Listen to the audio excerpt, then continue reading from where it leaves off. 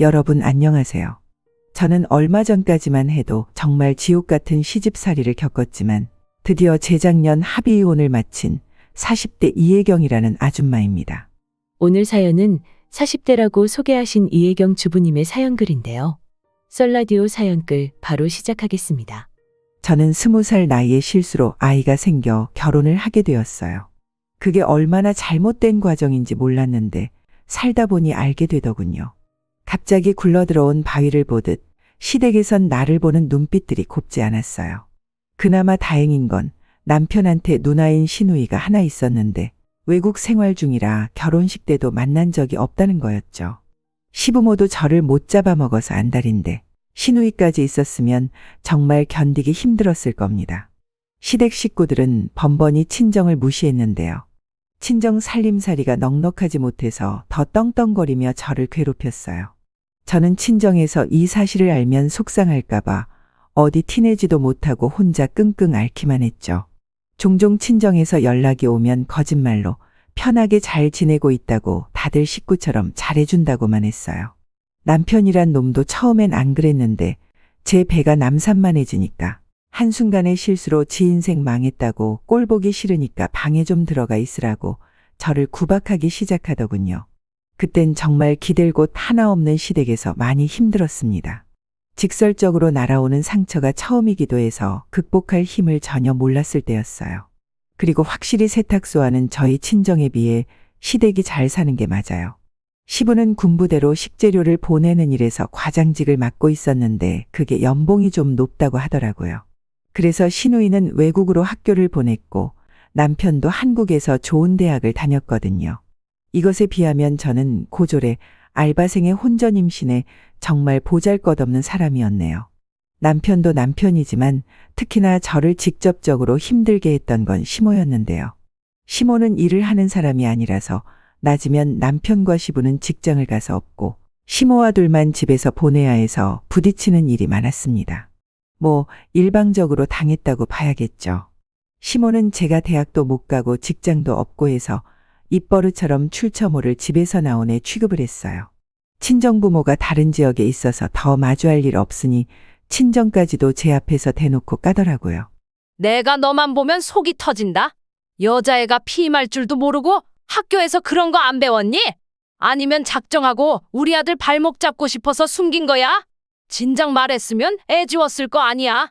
내가 쪽팔려서 며느리가 대학도 못 나온 애라고 어디 말도 못해.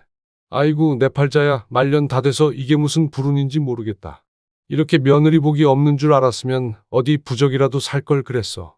주말이라 시부가 출근을 안 할 때면 시모 옆에서 꼭 한마디씩 덧붙였는데 시부의 말은 시모에 비해 좀 더 직설적이고 한방이 강한 편이었어요. 두 분은 제가 화장실을 갈 때도 거실에 앉아 눈을 부릅뜨고 지켜봤거든요. 화장실 안에서 소리도 못 내겠더라고요. 그런 환경에서 어떻게 아이가 버텼는지 모르겠어요. 너무 스트레스 받아서 유산될까 싶었지만 다행히 아이는 건강하게 태어났거든요.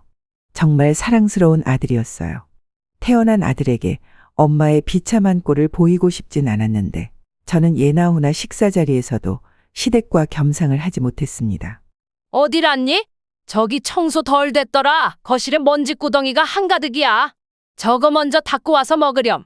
물론 앉기 전에 샤워 싹 하고 먹어. 먼지 잔뜩 묻히고 밥상머리 앉는 거 아니다. 항상 밥 먹을 때가 되면 시모가 제게 일을 시켰어요.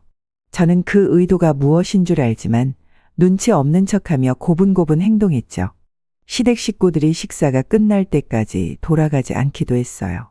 그래도 어린아들 밥은 먹여주더라고요. 그거면 됐다 생각하며 하루하루 스스로를 다독이며 살았습니다. 저는 결혼하고 나서부터 밤에 혼자 울 때가 많았는데요. 언젠가부터는 너무 서럽던 나머지 아들이 깬 걸 알면서도 울음을 참지 못해 소리내는 날이 늘어갔어요. 저와 남편은 제 배가 부르고 나서부터 각방을 썼는데 아들은 꼬박 저와 함께 자더라고요. 남편은 지 자식인데도 아들을 불편해하는 티를 내서 아들도 아빠 옆에 잘 안 갔거든요. 제가 이 각박한 공간에서 버틸 수 있는 유일한 이유는 바로 제 아들 때문이었어요. 아들이 없었다면 더는 버티지 못하고 가출을 했을 거고 친정에도 알리지 못해서 밖을 떠돌다가 여기저기 끼니를 구걸했을지도 모를 일이죠. 시댁의 거침없는 질타는 제 아들도 예외가 아니었는데요. 시모는 제 아들이 말을 알아듣기 시작하고부터 대놓고 악담을 일삼았습니다. 어이구, 지엄이 닮아서 공부도 더럽게 못하네. 손주라고는 하나 있는 녀석이 공부를 이렇게 안 하면 쓰나? 네 아빠나 네 고모는 다 머리 좋은 사람인데 하필 닮아도 애미의 못난 부분만 닮았다니. 내가 손주복까지 없는갑다. 아이고 머리야. 시모는 제 아들이 성적이 못 나와도 편식을 해도 어디 다쳐서 와도 전부 제 피가 섞여서라고 했습니다. 천박한 피가 섞이니 그 피를 받은 아들도 엄마 따라 둔치 같다고 하더군요. 저는 저를 욕하는 건 천번만번 참을 수 있지만 제 아이를 욕하는 건 엄마로서 참을 수가 없었어요. 아이가 한두 살 커갈수록 구박이 심해져서 몇 번은 아이를 계속 피신시켰지만 그것도 한두 번이지 계속은 무리가 있잖아요. 최대한 시부모님을 안 마주치게 하고 싶은데 한 집이다 보니 그렇게도 못하고요. 그저 부디 아들이 몰라주길 바랬는데 어느 날 아들이 방에 단둘이 있을 때 정말 가슴 찢기는 말을 하더라고요. 내가 바보 같아서 엄마가 자꾸 할머니한테 혼나는 거야? 내가 잘하면 엄마 안 혼나는 거지? 나 때문에 엄마가 혼나는 것 같아서 미안해. 나 이제 바보 안 될게. 할머니한테 그만 혼나게 해줄게, 엄마. 고작 6살 되는 아들이 저한테 미안하다고 다 자기가 모자라서 그런 거라며 자기 탓을 하는데 그날 저는 크게 억장이 무너졌죠. 한참 못 모를 아이 입에서 어떻게 이런 말이 나올 수가 있단 말입니까? 그 순간 저는 여태 뭘 하고 있는 건가 싶으면서 아들 하나 지키지 못하고 도망치기만 했다는 생각에 회의감이 들었습니다. 며칠 후 여느 때처럼 시모가 아들의 실수를 가지고 나무랄 때가 있었는데 아무리 그래도 어떻게 아이한테 자꾸 그런 심한 말을 할 수가 있나 싶어 그날은 저도 시모에게 대꾸를 했습니다. 어머님, 제가 미우신 거면 저만 나무라세요. 이 어린아이가 뭘 그렇게 잘못했다고 그런 모욕을 주세요? 어머님 때문에 애가 벌써부터 눈치가 늘어서 더 실수하는 거잖아요. 뭐야? 몇 년 좀 살았다고 이 시어미가 웃습니? 이제는 대드네. 처음 우리 집 왔을 때는 고개 쳐받고 들지도 못하던 년이 꼴에 엄마 노릇 좀 하고 싶은가 보지? 제발 애 앞에서 말 좀 가려주세요. 어른이면 어른답게 아이 앞에서 모범을 보여야 하는 거 아닌가요? 제 아들 잘못 크면 어머님께서 책임지실 거예요? 어머님 손자잖아요. 어머님 아들 핏줄이잖아요. 버르장머리 없는 것이 어디라고 목소리를 높여? 니까지 게 감히 이 시어미한테 훈수질하는 거냐? 기가 막혀서 그동안 한 소리 하지 못해서 어떻게 참았다니? 이렇게 시어미 잡아먹을 것처럼 노려보고 싶어서 얼마나 벼르고 있었냐고. 저 분명 경고했어요. 또 제 아들한테 나쁜 소리 하시면 저 계속 안 참을 겁니다. 어머님이고 아버님이고 저는 제 아들만 생각하고 행동할 거예요. 그러고 나서 애 앞에서 제 꼴이 더 우스워질까봐 또다시 황급히 피하는 걸 택했습니다. 닫힌 방문 밖으로 시모가 소리 지르며 당장 나오라고 겁주긴 했다만 아들 챙기면서 애써 무시했죠. 솔직히 무서웠거든요. 이렇게 누군가와 싸워본 게 처음이라서요. 손을 덜덜 떨면서 아들 옷을 갈아입히는데 아들이 그 고사리 같은 손으로 제 얼굴을 문질러 주더라고요. 몰랐는데 제가 울고 있었나 보더라고요. 아들이 엄마 울지 말라고 안아주기까지 하는데 저는 그저 엄마가 이 모양이라 아들에게 미안할 뿐이었습니다. 그래도 그때가 처음으로 시모한테 대들어본 순간이었는데요. 두세 마디 대들어서 그런가 그동안 꽉 들어찼던 응어리가 좀 뚫리는 느낌이더라고요. 약간은 숨통이 트이는 듯했죠. 제 아들은 참 고맙게도 살얼음판 같은 환경에서 잘 커주었어요. 아들이 중학생이 되었을 무렵 사진으로만 봤지 아직 한 번도 만난 적 없는 시누이한테서 연락이 왔는데요. 미국에서 선물을 보내왔더라고요. 주말 아침부터 시부모님과 남편이 신이 나서 선물을 막 구경하대요. 듣자 하니 시누이가 새로 사귄 남친이 있는데 결혼을 앞둘 정도로 오래 만났고 깊어졌다고 해요. 그 남친이 시댁 식구들에게 주는 선물이라고 그러더군요. 감히 바랬던 건 아니었지만 시부와 시모 그리고 남편의 선물은 있는데 저와 아들의 것은 없었어요. 당연한 건데도 시누이와 시누이 예비신랑이 미웠습니다. 그깟 선물은 필요 없지만 이런 식으로 어린아이한테 상실감을 줄 필요는 없잖아요. 하필 그날이 아들 생일이었는데 중학생이 된 아들에게 엄마가 돼서 새 가방 하나 사주지 못해 마음에 걸렸던 참이었거든요. 생일날 선물 하나 사주려고 요번에 남편이 주는 생활비를 조금씩 아껴서 돈을 빼놓긴 했다만 시댁 식구들의 저 꼴을 보고 반충동적으로 오후에 집을 나섰어요. 나가서 남자아이들한테 인기 있는 새 가방 하나를 구입했죠. 이거 하나 사는데도 시모가 저보고 갈 데도 없는 년이 어디를 돌아다니냐며 쏘아붙이던 걸 무시하고 나와서 산 거예요. 아들 생일 축하해. 엄마가 케이크도 해주고 싶은데 빵집에 케이크가 다 팔렸다 하더라고. 촛불 못 불어서 미안해. 초등학교 때 매던 가방 들고 다니느라 불편했지? 엄마가 진작 사줬어야 하는 건데 너무 늦었다. 어때? 마음에 들어? 매번 제 눈물을 닦아주기만 했지. 한 번도 눈물을 보인 적 없던 아들이 그날 제가 주는 선물을 받고 울더라고요. 어느새 저보다 커져버린 아이가 일어나서 저를 안아주는데 사춘기라 말수가 줄었던 아들이 제게 이런 말을 했습니다. 미안해, 엄마. 내가 너무 어려서 아무것도 해줄 수가 없어서 미안해. 그리고 너무 고마워. 내가 빨리 크고 얼른 어른이 돼서 엄마를 이 지옥 구덩이에서 꺼내줄게. 엄마가 내 엄마라서 나는 이미 행복하니까 나한테 미안해하지 마. 이때 들은 아들의 말을 저는 아직도 생생하게 기억하고 있어요. 아들이 이런 생각을 하고 있는 줄 몰랐거든요. 비루한 제 삶 때문에 한참 뛰어놀아야 할 나이에 너무 무거운 책임을 느끼게 해버리는 것 같아서 저는 더없이 속이 아팠습니다. 저와 아들은 그렇게 한참을 부둥켜 안고 서로를 위로했어요. 정말 오랜만에 느껴보는 따뜻한 마음이었죠. 아들은 그 후로 눈에 띄게 성적이 올랐습니다. 학원도 안 보내주는데 알아서 잘해주는 아들이 기특하더군요. 제가 시댁에서 노예처럼 부려져도 아들이 낡아빠진 환경에서 공부하는 것보단 그래도 이 집에서 몸 편하게 공부하는 게 좋잖아요. 이것 덕분에 버틸 수 있는 의지가 또 생겼나 봅니다. 제 나이 30대 후반을 향해 갈 무렵이었어요. 여전히 살얼음판 같던 집안이 한 번 더 난장판이 된 적 있었는데요. 한날 남편이 진심으로 결혼하고 싶은 여자가 생겼다며 어여쁜 아가씨 하나를 집에 초대한 겁니다. 저와 아들이 집에 있는 거 알면서도 데려왔더라고요. 그런데 아가씨한테 저희를 뭐라고 소개했는지 아가씨는 전혀 개의치 않은 표정으로 집안 식구들에게 인사를 하더군요. 저는 이 이후 남편이 하는 말에서 저 아가씨가 뭣도 모르고 남편을 만나고 있구나 생각했죠. 아줌마, 저녁은 두부 전골로 해주세요. 제 여자친구가 두부 좋아하거든요. 은지야, 못 먹는 거 있어? 그럼 이 아줌마한테 말씀드리면 돼. 주문하면 알아서 해드릴 거야. 어머 정말? 오빠는 집에 가정부도 있구나. 그런데 왜 가정부를 써? 집이 더 비좁지 않아? 그렇게 큰 집은 아닌 것 같은데? 아, 엄마가 허리가 아파서 요리가 안 되고 청소도 못 하시거든. 집안일 할 사람이 없어서 불렀지. 우리 집안이 가정부 하나 못 쓸 형편은 아니니까. 남편이 저를 창피해서 주변 사람들에게 소개를 안 했다는 건 알고 있었지만 아예 총각인 것처럼 행세하고 다닌 줄은 몰랐습니다. 저를 앞에 두고 대놓고 와이프로 안 보는데 그걸 시부와 시모는 별일 아닌 듯 지켜만 보더군요. 알고 보니 여자가 남편이 다니는 전자기업에서 같이 근무하는 대리라고 하대요. 저와는 다르게 명문대의 대기업의 어린 나이임에도 대리라고 하니 시부모는 이미 그 여자한테 마음이 가버린 듯 보였어요. 제게는 한 번도 보여준 적 없는 따뜻한 표정으로 그 여자를 대하고 있었거든요. 어쩜 이렇게 곱게 생겼을까? 어린 나이에 벌써부터 대리라고요? 어지간히 노력형인가 보네. 부모님이 두 분 다 교사라고 들었는데 그런 말 다 했지. 더 안 봐도 사람이 야무지겠어.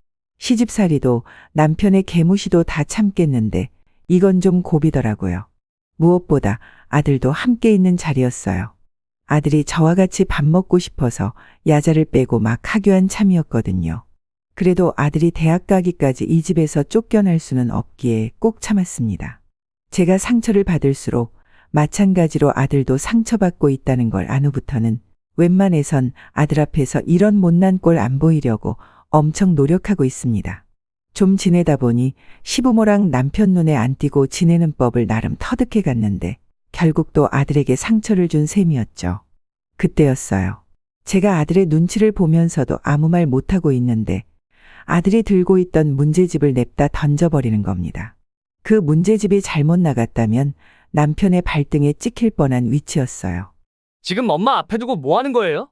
아빠라는 사람이 이래도 돼요? 엄마가 얼마나 더 참아야 되는데요? 다들 이것밖에 안 되는 사람이었냐고요.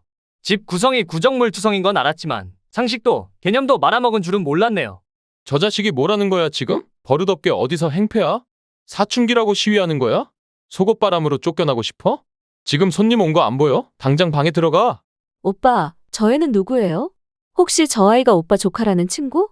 저는 되게 어린아이인 줄 알았는데 아니네요. 이봐요, 아줌마. 이 남자 유부남인 거 알고 만나는 거예요? 이 남자가 제 아빠고 저 사람이 내 엄마예요. 아빠가 실수로 나 만들어 놓고 아빠 하기 싫다면서 아줌마 만나는 파렴치한 사람이라고요. 생각 똑바로 박힌 사람이면 이런 남자 만나지 마세요. 인생 종쳐요. 그 여자는 이 사실을 처음 듣는 얼굴이었어요. 옆에서 모든 사실을 숨기고 있었는지 남편은 화가 나서 제 아들에게 다가와 냅다 뺨을 내리치더라고요. 아들이 그 힘에 밀려 자빠졌는데 그렇잖아도 놀라있던 저는 허둥지둥 아들에게 달려갔습니다. 이미 아들의 뺨이 붉어졌더군요.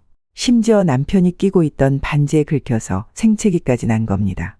저는 그대로 눈이 돌아 남편의 머리채를 잡아버렸어요. 내 새끼 손대지 마. 내가 다 참아도 내 새끼 건드리는 건 못 참아. 아빠 노릇 안 할 거면 손찌검은 하지 말아야지. 네가 무슨 자격이 있다고 내 자식한테 손을 대. 아, 인연이 돌았나? 안 놔. 무식하게 손부터 먼저 쓰고 있는 게 누군데? 내가 진짜 손대봐. 네 자식 제대로 참교육 시켜줘? 아, 놓으라고 이년아. 제가 아무리 먼저 머리채를 잡았다고 하더라도 남자의 힘을 어떻게 이기겠습니까? 게다가 시모의 시부까지 덤비며 저한테서 남편을 구해내더라고요. 저는 곧바로 바닥에 내팽개쳐졌고 화가 난 남편이 뒤늦게 저를 발로 차기 시작했어요. 머리끝까지 화난 남편이 눈에 뵈는 것 없이 저를 마구 밟는데 그걸 보고 놀란 여자는 불이 나게 도망을 가버렸습니다. 여자가 소리 지르는 바람에 남편이 아차 싶었는지 급하게 여자를 쫓아가더군요.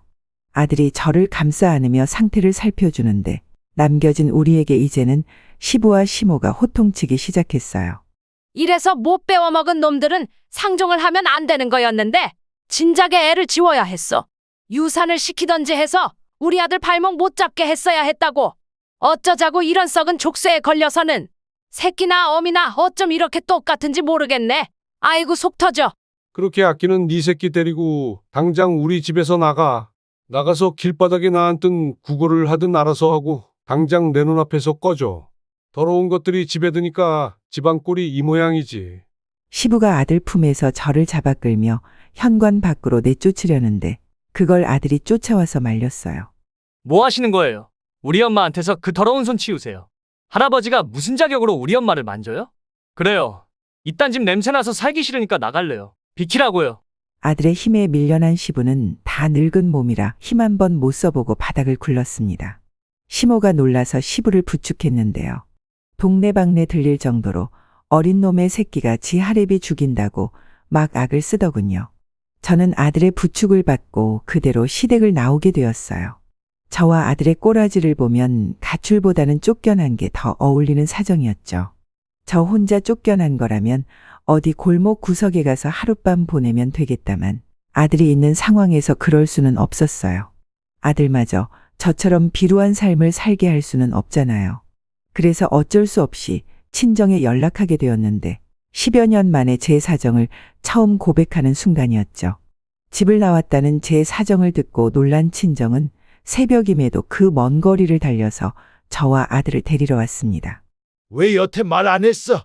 어떻게 사람이 사람한테 이런 짓을 할 수가 있냐는 말이야. 당장 앞장서거라.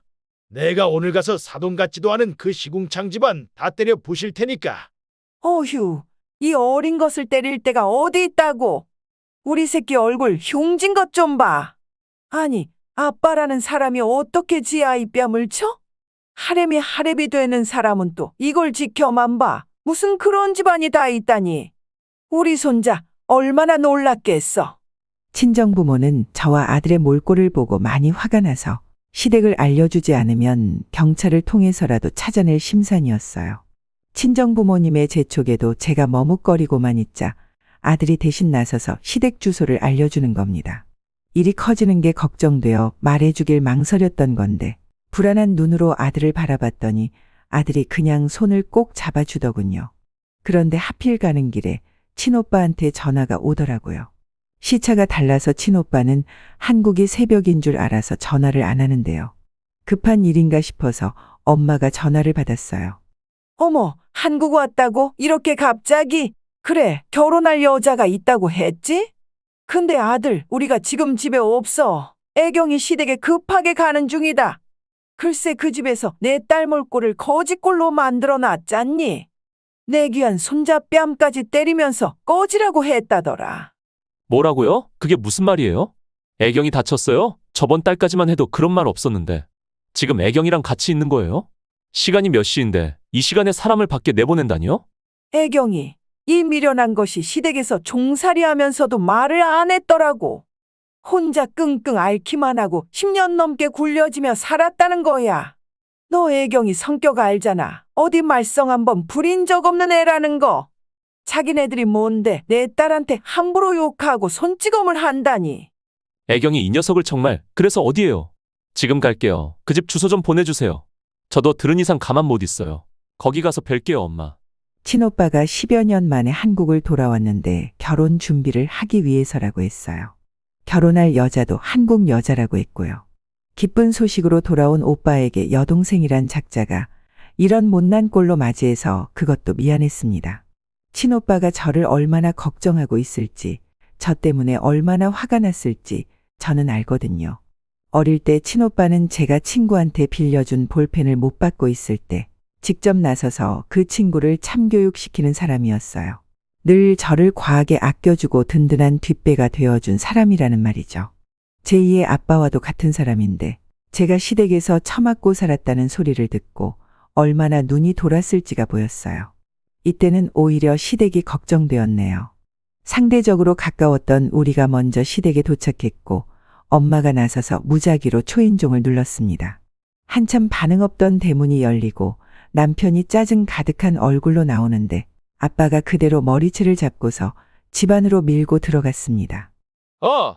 진짜 누구야? 뭡니까? 장인어른께서 여길 왜? 우선 이거 놓으시고 말씀하세요. 갑자기 찾아와서 왜 이러세요? 잠깐만요, 장인어른.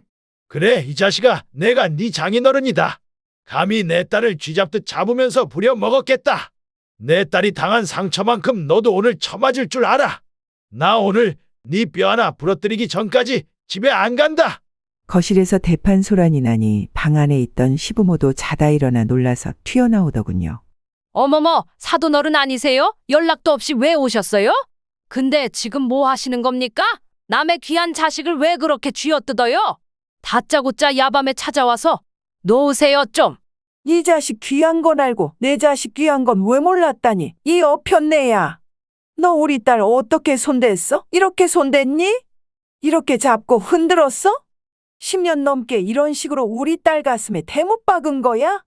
엄마가 자기 아들 살리려는 시모의 머리끄댕이를 사정없이 잡아당겼는데요.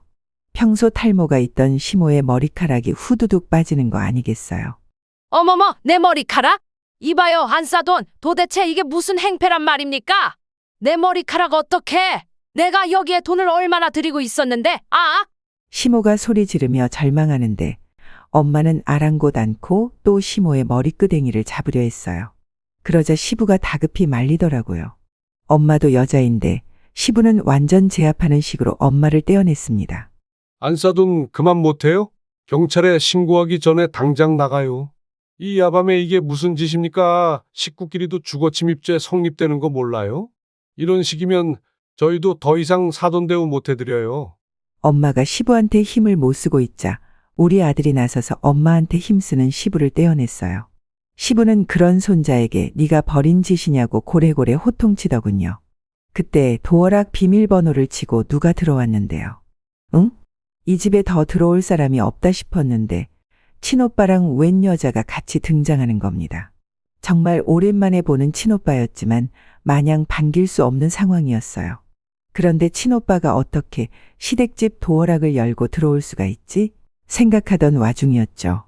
머리카락 때문에 절망하고 있던 시모를 보필하던 남편이 친오빠 옆에 여자를 보고 소리쳤는데 누나 언제 왔어? 아니 이 사람들 미쳤나봐. 경찰 좀 불러줘. 하는 짓도 진짜 거지 같아서.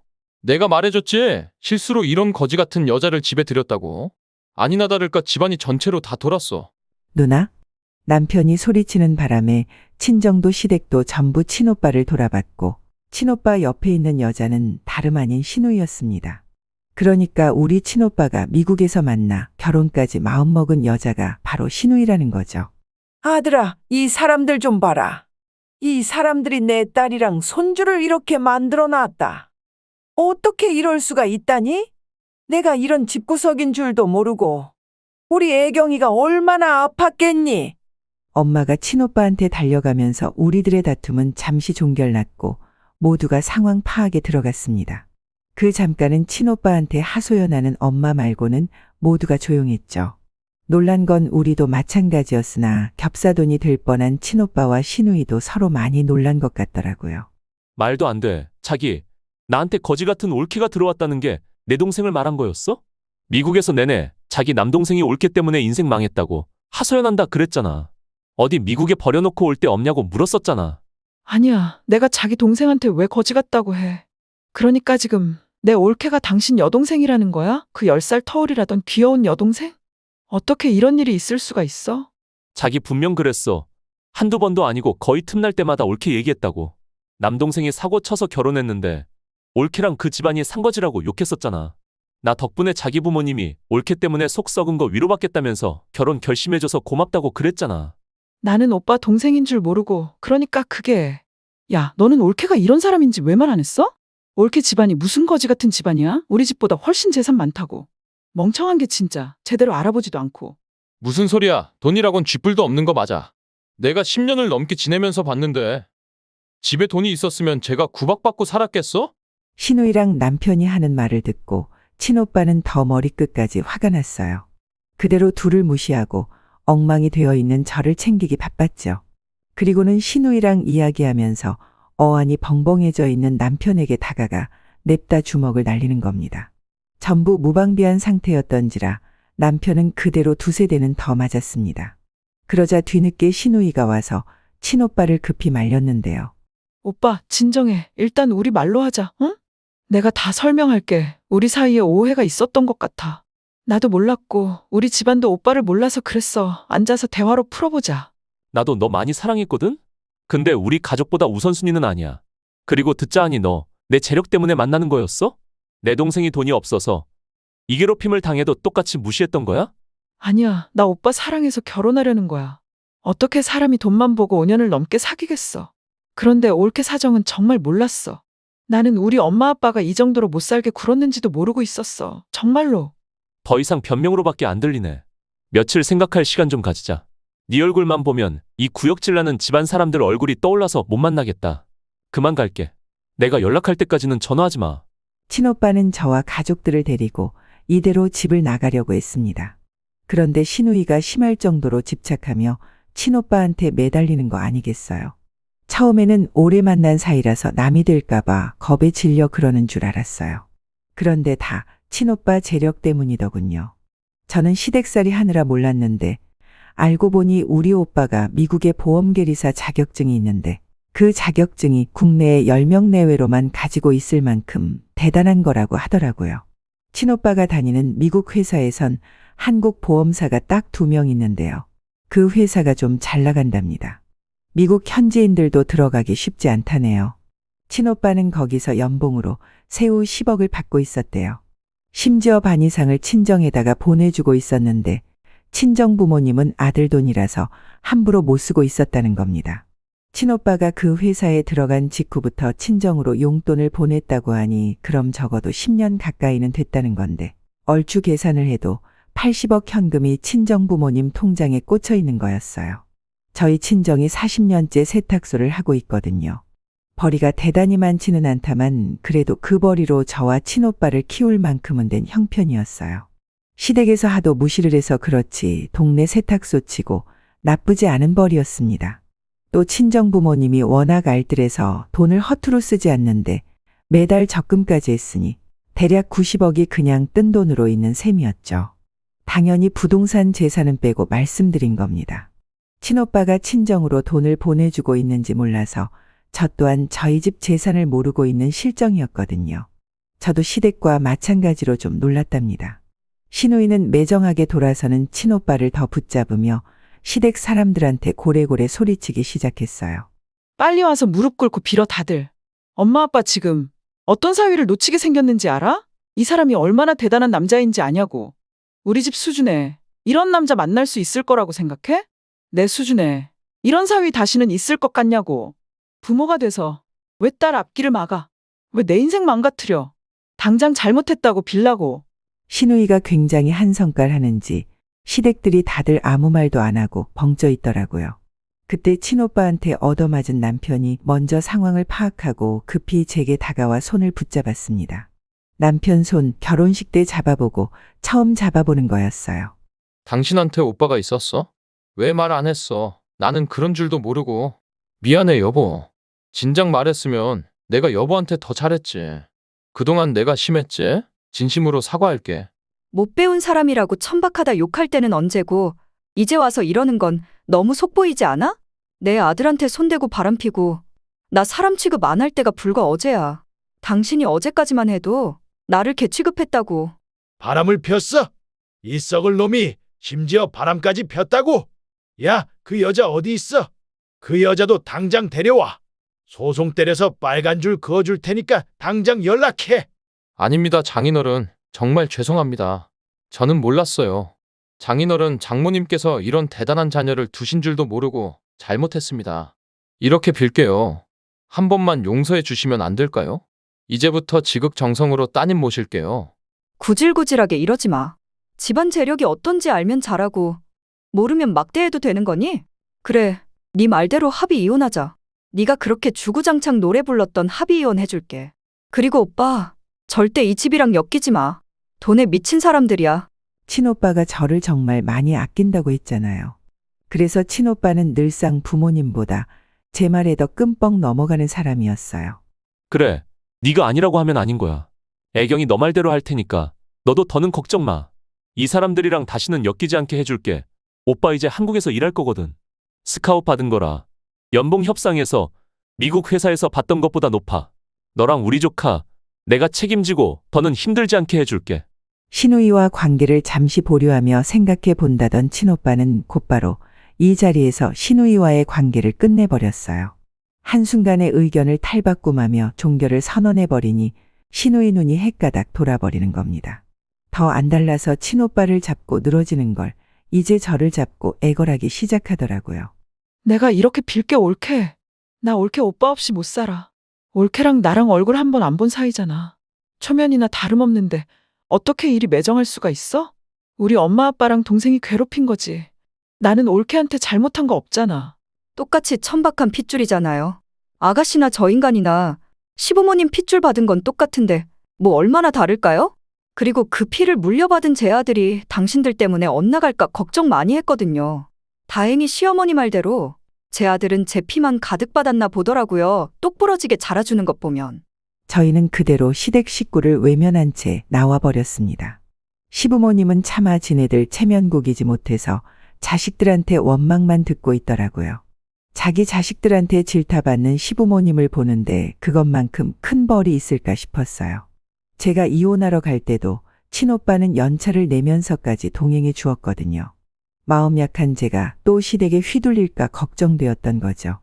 이혼 서류 준비를 마치고 시댁으로 들어서는데 며칠 못 본 사이 시부모님 얼굴이 많이 퀭해졌더라고요. 남편도 신우이도 마찬가지였습니다. 신우이는 친오빠를 보자마자 또 달려들면서 매달리는데 많이 울었는지 얼굴이 퉁퉁 부어 있었어요. 남편은 제 일에 방해된다며 신우이를 데리고 잠시 방 안으로 들어갔고 저는 남편과 시부모님이 보는 앞에서 필요한 부분에 도장을 찍어 나갔죠. 여보, 윤우는 어떻게 지내? 한 번씩 윤우 생각날 때 연락해도 될까? 그래도 내가 아빠인데 평생 아빠를 안 보고 살 순 없는 거잖아. 아빠가 이렇게 살아있는데 어떻게 아빠 없이 커? 신경 쓰지 마. 윤우는 이미 초등학생 때부터 아빠 없다고 선생님들한테 말하고 다녔대. 이미 아빠 없이 크는 거에 적응했으니까 괜히 감정 낭비 안 하는 게 좋을걸? 윤우 애미야, 우리가 그래도 함께한 정이 있잖아. 다시 한번 생각해 볼 수는 없겠니? 이혼녀 꼬리표가 붙으면 너도 이미지에 타격을 입을 거 아니야. 우리가 생각이 짧았다. 남의 집 귀한 자식한테 너무 모질게 대했어. 반성 많이 하고 있으니 어떻게 한번 생각해 봐줄 수는 없는 거냐? 내가 어디 가서 사정하는 사람이 아니란 거 애미 너도 잘 알 거 아니니? 그런데도 지금 내가 이렇게 사정을 해. 시애비 체면 봐서라도 이혼은 참고 넘기면 안 될까? 착각하시는 게 있는 것 같아서 말씀드릴게요. 자꾸 정이 있다고 하는데 저는 어머님, 아버님께 단 한 번도 정을 느낀 적이 없어요. 그리고 때를 지나서 하는 반성은 반성이 아니에요, 아버님. 미련이고 후회지. 이쯤에서 이 집 식구들이랑 학을 뗄 수 있어서 다행일 뿐이네요. 소송 안 하는 것만으로도 고맙게 아시고 다시는 보는 일 없도록 합시다. 저는 도장만 찍고 그 자리를 벗어났습니다. 친오빠도 신우이한테 모진 소리를 더 했나 봐요. 친오빠가 나오는 방 안에서 신우이의 통곡 소리가 새어나오더라고요. 그렇게 한 2년이 흘렀는데요. 그 사이 한 번도 시댁 식구를 마주치는 일은 없었습니다. 아, 신우이는 아직도 친오빠한테 연락하며 시들어가는 중이라고 들었어요. 친오빠가 번호를 바꿨는데도 기어코 그걸 알아내 연락을 한다더라고요. 그리고 우리 자랑스러운 아들이 20살이 되었는데요. 아들은 어른이 되자마자 쇼핑몰 창업을 했어요. 그런데 그게 남성 대표 쇼핑몰로 빠르게 자리매김했다는 거 아니겠어요? 돈을 헤프게 쓰는 아이는 아니지만 친오빠한테서 받은 용돈으로 늘 옷을 살 때부터 알아봤어야 했는데 이렇게 대단한 일을 이뤄낼 줄 몰랐어요. 막 시작했는데 벌써부터 일반 회사원보다 더 높은 연봉을 받고 있네요. 한 번은 어른이 되자마자 사회생활로 뛰어든 아들이 걱정이더군요. 저도 대학 안 가고 바로 일했잖아요. 그래서 혹시나 아들이 사회에서 저 같은 취급을 받을까봐 아들에게 왜 대학을 안 가냐고 조심스레 물어봤어요. 대학 안 간 엄마는 이렇게 삶이 피고 대학 간 아빠는 쫄딱 망하지 않았어? 나보고 쫄딱 망한 길잡이를 따라가라고? 나는 죽을 때까지 엄마만 보고 갈 거야. 엄마의 발자취를 따라가면 성공할 거라는 확신이 있거든. 그리고 멋진 삼촌도 봐봐. 중간에 대학 자퇴했다고 들었는데? 참 예쁘고 똑부러지는 아들이지 않나요? 이 때문에 별로 대학 갈 생각이 없다는 아들에게 저는 더 말하지 않았습니다. 스스로 잘해준 아들이 앞으로도 어련히 알아서 잘할 겁니다. 중학생 때 저를 안아주고 울면서 엄마를 꼭 지옥 구렁텅이에서 빼내주겠다고 다짐했던 아들은 옛날에 친오빠가 저를 극진히 아꼈던 것처럼 똑같이 저를 모시고 있어요. 저는 친오빠가 해준 아파트에서 아들의 효도와 함께 호강하며 살고 있답니다. 말년까지 그런 시댁에서 불행하게 살다가 가는 건 아닌가 참 속상했거든요. 제가 무슨 잘못을 했길래 하늘은 내게 이런 시련을 주실까 원망도 했었고요. 그런데 지금은 하루하루가 훨훨 날아갈 것만 같네요. 너무 행복해요. 저도 사랑을 받던 존재라는 걸 잠시 잊고 살았었는데 다시 그 기분이 되살아났답니다. 이혜경님이 보내주신 썰라디오 사연글 함께 해주셔서 감사합니다.